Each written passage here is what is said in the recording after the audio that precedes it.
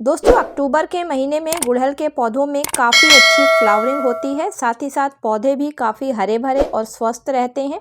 तो ऐसे में अगर इस टाइम आपके गुड़हल के पौधों में फ्लावरिंग नहीं हो रही है या जो कलियां बन रही हैं वो फूल में बदलने से पहले ही काली होकर नीचे गिर रही हैं, पौधों पर कई तरीके के इंसेक्ट भी लगे हुए हैं, तो आज के वीडियो में मैं आप लोगों के साथ में कुछ ऐसी चीज़ों को शेयर करूंगी जिनका कि अगर आप अपने गुड़हल के पौधों पर समय रहते इस्तेमाल कर लेते हैं तो आपके गुड़हल के पौधों में फ्लावरिंग स्टार्ट हो जाएगी। साथ ही साथ मिट्टी में या पौधों पर किसी तरीके के इंसेक्ट लगे हुए हैं तो वो भी दूर हो जाएंगे। नमस्कार दोस्तों, आप सभी का अपने चैनल पर एक बार फिर से स्वागत है। तो चलिए दोस्तों वीडियो की शुरुआत करती हूँ।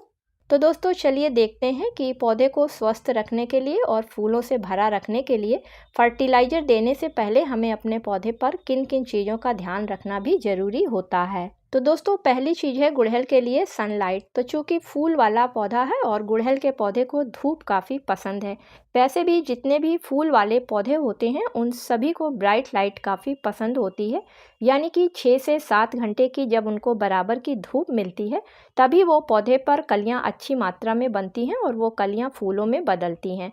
पौधा भी काफ़ी हरा भरा रहता है क्योंकि पौधे को जितनी अधिक धूप मिलेगी उतनी अधिक तेज़ी से पौधा अपना भोजन बनाता है और पौधा मजबूत होता है, जिसकी वजह से कलियां बनती हैं। दूसरी चीज़ है गुड़हल के पौधे को लगाते समय गमले का विशेष ध्यान रखना होता है, क्योंकि दोस्तों अगर इस पौधे को आप प्लास्टिक के गमले में लगाते हैं तो ये पौधा अच्छी तरीके से ग्रोथ नहीं करता है, और अगर बहुत छोटे गमलों में लगाते हैं तो भी ये पौधे ग्रोथ नहीं करते हैं, क्योंकि ये ज़मीन वाले पौधे हैं और जितने भी ज़मीन में लगने वाले पौधे हैं उनकी जड़ें काफ़ी तेज़ी से फैलती हैं। इसलिए जब भी आप उसको अपने गार्डन में लगाएं तो कम से कम 12 इंच के गमले या फिर उससे बड़े गमले में लगाएं, क्योंकि छोटे गमलों में इन पौधों की जड़ें पोषक तत्वों को नहीं ले पाती हैं, जिसकी वजह से पौधे पर कलियां नहीं बन पाती हैं।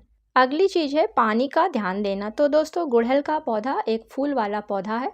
गुड़हल का पौधा हो या कोई भी फूल वाला पौधा हो, जब उस पौधे पर कलियों के बनने का टाइम हो तो उस समय आपको अपने पौधे की मिट्टी में अच्छे से नमी को बनाकर रखना है, क्योंकि जब पौधे की मिट्टी में नमी होती है तो पौधा तेज़ी से ग्रोथ करता है, भोजन बनाता है और पोषक तत्व मिट्टी से लेकर जड़ों द्वारा पौधे के विभिन्न भागों में पहुंचाता है, जिसकी वजह से कलियों के बनने के टाइम पर अगर पौधे की मिट्टी में नमी होती है तो फिर आसानी से कलियां बनती हैं और वो कलियां फिर नीचे नहीं गिरती हैं। अगली चीज़ है कि गुड़हल के पौधे पर इंसेक्ट यानी कि मिलीबग बहुत आसानी से और बहुत जल्दी लगते हैं। खासकर जब कलियां बनने का टाइम होता है, अगर उस टाइम पर ये लग जाते हैं तो ये कलियों के रस को चूसने लगते हैं और कलियों के डंठल को काट देते हैं, जिसकी वजह से कलियां फूलों में बदलने से पहले ही नीचे गिर जाती हैं पीली होकर। तो दोस्तों इसको रोकने के लिए आप रेगुलर अपने पौधे को चेक करते रहें और नीम ऑयल का बराबर स्प्रे करते रहें। चलिए अब देख लेते हैं कि किस तरीके से गुड़हल के पौधे को खाद देनी है कलियों को गिरने से रोकने के लिए।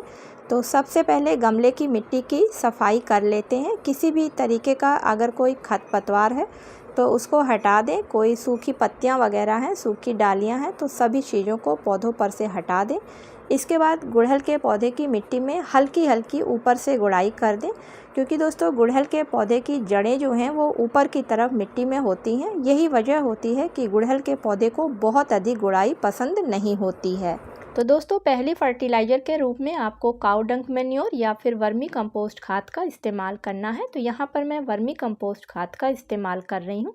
तो 10 से 12 इंच के गमले के लिए लगभग 100 ग्राम के करीब वर्मी कंपोस्ट खाद को लेना है, क्योंकि वर्मी कंपोस्ट खाद में नाइट्रोजन, फास्फोरस, पोटेशियम के साथ साथ बहुत से ऐसे पोषक तत्व पाए जाते हैं जो कि पौधे की ग्रोथ को अच्छा करते हैं और पौधे पर फ्लावरिंग लाने में हेल्प करते हैं।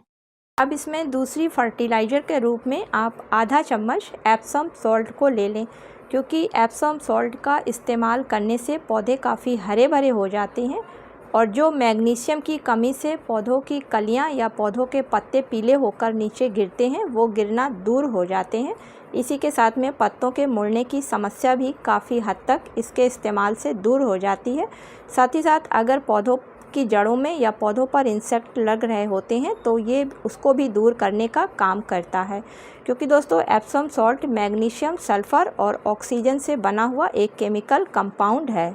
अब इन दोनों चीज़ों को अच्छी तरीके से आपस में मिला लें और चाहे तो आप इसकी लिक्विड भी बनाकर दे सकते हैं और चाहे तो आप इसको सॉलिड रूप में भी पौधों पर इस्तेमाल कर सकते हैं।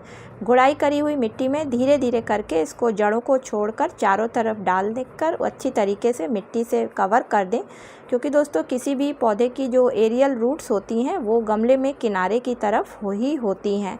ऊपर से अच्छी तरीके से वाटरिंग कर दें।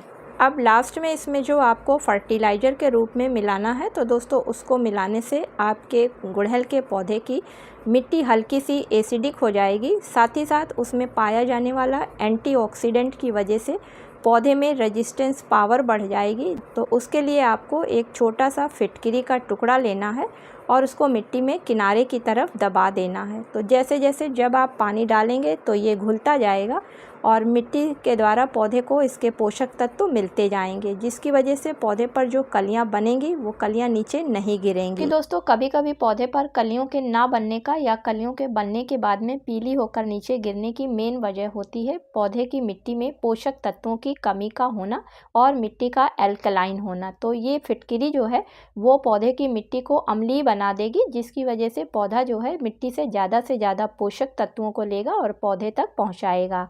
तो दोस्तों इस फर्टिलाइज़र का अगर आप महीने में एक बार अपने गुड़हल के पौधे के साथ साथ बगीचे के वो सभी फूल वाले पौधे जिन पर फ्लावरिंग नहीं होती है या फिर कलियां बनती हैं तो पीली होकर नीचे गिर जाती हैं, अगर इस्तेमाल करते हैं तो रिजल्ट आपको काफ़ी अच्छा देखने को मिलेगा। उम्मीद करती हूँ कि आज का वीडियो आप लोगों को पसंद आया होगा। अगर दोस्तों पसंद आया हो तो इसे लाइक और शेयर करें।